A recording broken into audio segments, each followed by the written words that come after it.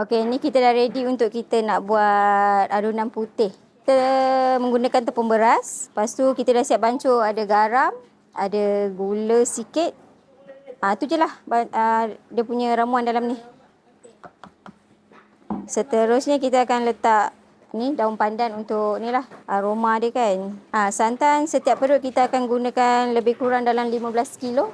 Okey, kita gunakan santan fresh sebab dia lagi sedap daripada santan kotak. Sebab saya tak pernah buat kuih menggunakan santan kotak.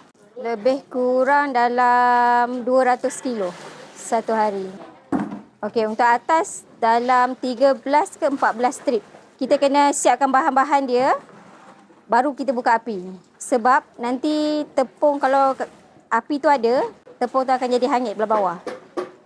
Kacau adunan putih ni dalam 40 ke 45 minit lah baru siap. Jadi likat tu. Setiap hari kita akan mula beroperasi daripada pukul 4 pagi. 4 pagi sampailah dalam 11.30 macam tu baru habis semua. Hijau dalam 15 strip, yang putih dalam 13 strip macam tu lah. 650 tray.